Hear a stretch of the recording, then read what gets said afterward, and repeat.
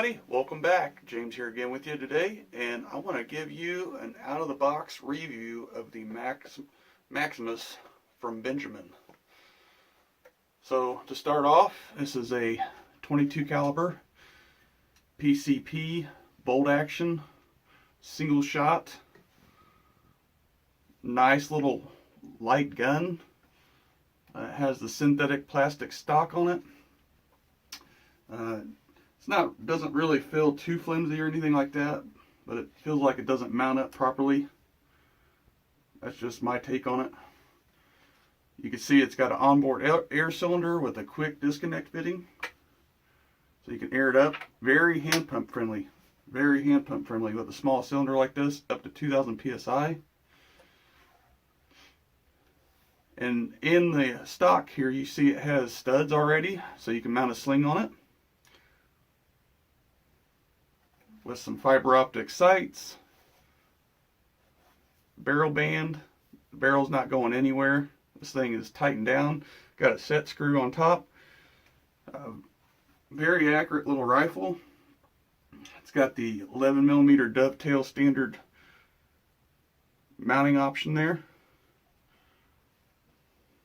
Got the standard plastic trigger group that the Discovery and all the other predecessor PCPs have. Bolt safety. Other than that, it's a nice little gun.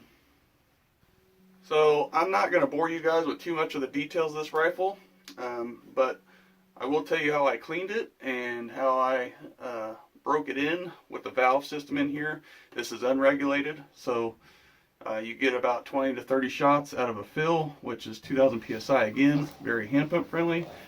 It took me about 100 pumps to get it up to 2,000 psi, which is really nothing. If that, I didn't really count. I know it took me less than 3 minutes to do it. So the gun did come with a little bit of air in it already. All I had to do was pump it up. But it's a nice little accurate rifle. So now I'm going to show you how I cleaned the barrel, and then I broke it in, and then I got it on paper, just out of the box accuracy. Let me show you.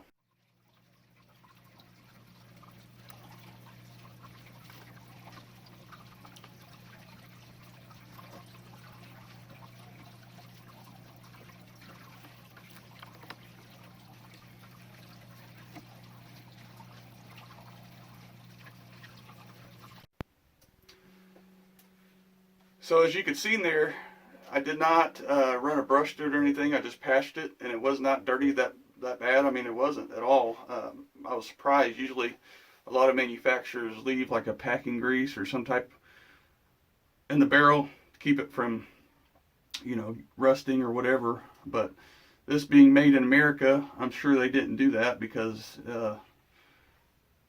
you would have to buy this in America because the regulation USA, this puts out more than 12 foot-pounds instead of all the other countries.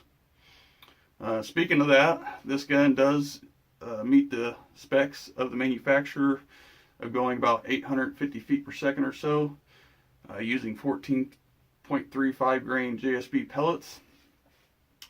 But now I want to tell you how I broke it in. So here I'm going to tell you how I broke it in. I shot H&N Barracuda match, just like I did with my Beeman Chief when I first got it. Shot about 30 of these to get the valve seasoned in and the barrel, to do a complete seat job. But other than that, I started shooting the JSB 14.35 grain out of the barrel, because due to Crosman, known for their barrel twist 1 in 20, it's very accurate. Now, I did have some problems at the beginning, and I'll tell you why. So let me go ahead and show you this target here as to what happened with the Beeman, or I should say the Benjamin Maximus, initially using 4 to 6 power scope with anti-cant and bubble level on it at 25 yards.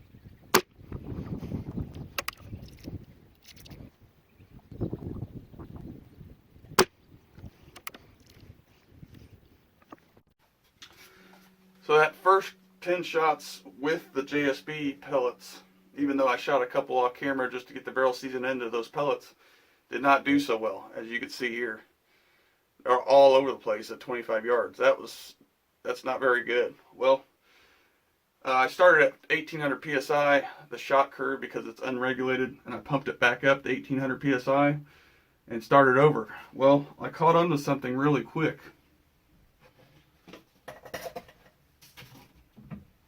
So with this gun,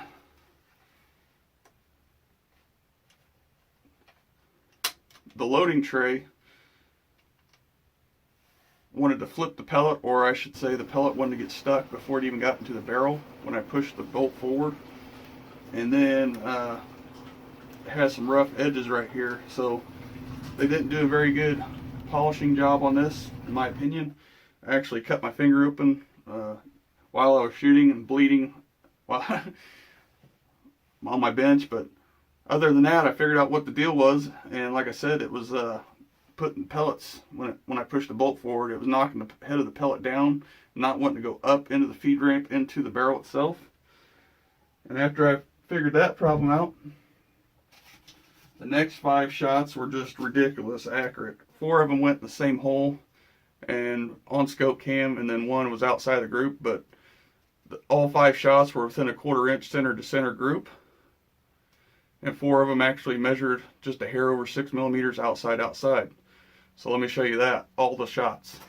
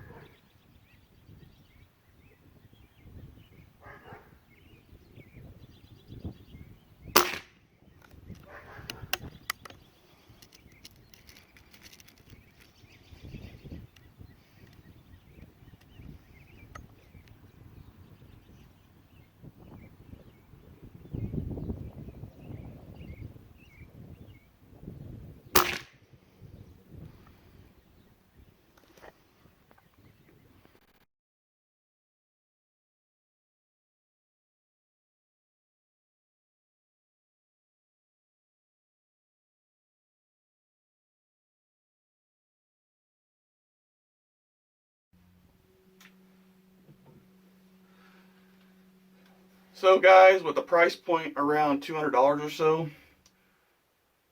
to me this rifle, you know, I've seen better, and I wish that Crosman with the reputation of being made in America or made in the USA did a little bit better job on this rifle, in my opinion.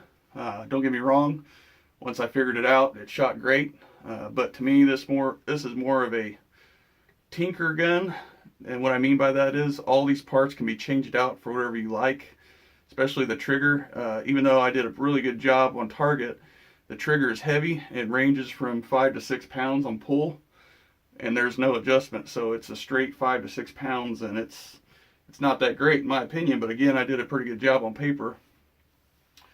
But other than that, the barrel to me is made for a lighter pellet. So if you want to shoot heavier pellets out of it, don't get me wrong, 22 cal can shoot any 22 cal pellets, but the stabilization and everything downrange is going to become a factor at farther ranges. So it's more suited for a lighter pellet.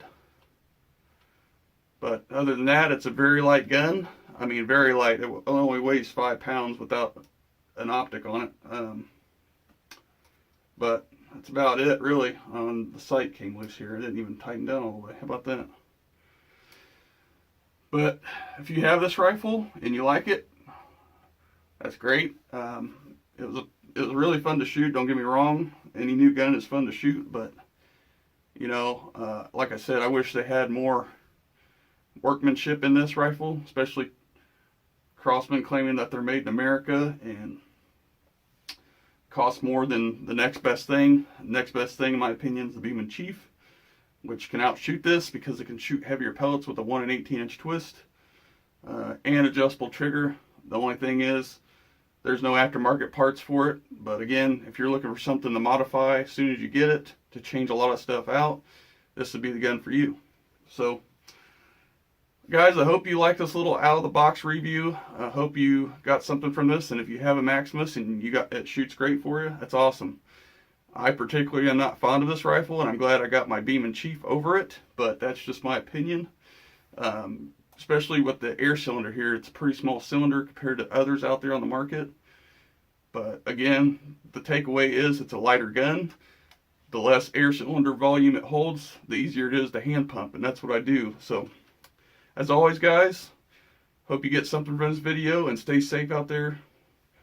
We'll see you on the next one.